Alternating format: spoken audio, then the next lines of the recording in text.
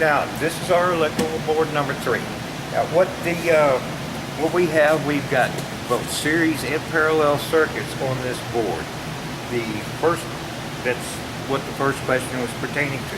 Now, if you'll look, we have power coming from the output side of the switch. It comes over, it goes to this light bulb, to the ground.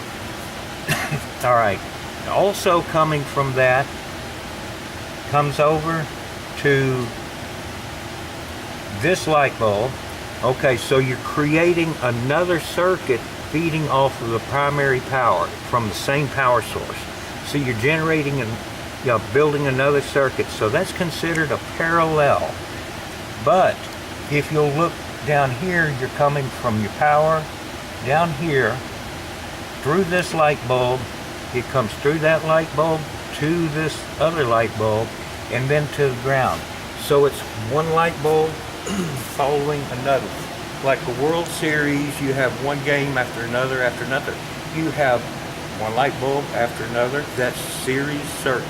So you have both parallel and series circuits here.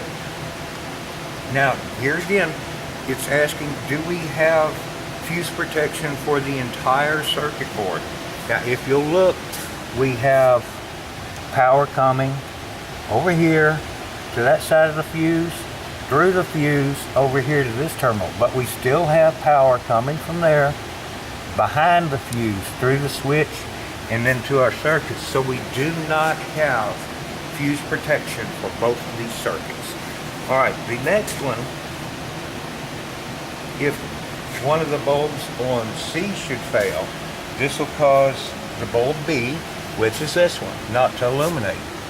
No, think about the series and parallel. This parallel is going and it's completing this circuit. Even though it's feeding this one, if one of these were to fail, then that bulb will still work because that is its own little independent circuit. Now, the bulb B should fail, it'll cause a problem with C1 or C. Now we're going to open that circuit, we're going to simulate that bulb having failed.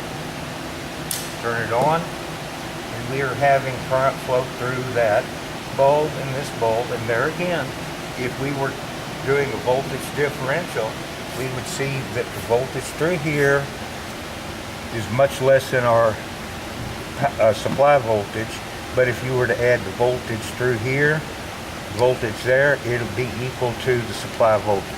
But that question is no. A failure of that particular circuit, since it's a parallel circuit, that particular circuit, either of the circuits, if you have a failure, will not influence the other.